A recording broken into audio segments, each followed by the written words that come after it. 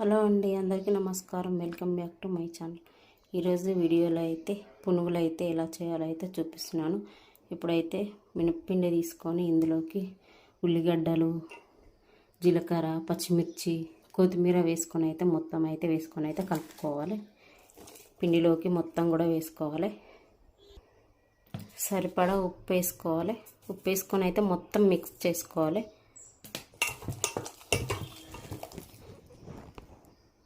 ఇప్పుడు స్టవ్ వెలిగించుకొని కడాయి పెట్టుకొని నూనె పోసుకొని నూనె వేడెక్కిన తర్వాత చిన్న చిన్న బజ్జీలాగా అయితే వేసుకోవాలి.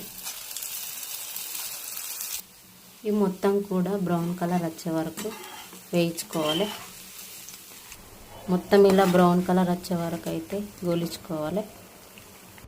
ఈ పల్లి చట్నీలోకి చాలా టేస్టీగా ఉంటాయి, క్రిస్పీగా కూడా ఉంటాయి. మా వీడియో నచ్చితే లైక్ చేయండి, షేర్ చేయండి, కామెంట్ మరిన్ని కోసం ఛానల్ని సబ్స్క్రైబ్ చేయండి. Bye, thank you.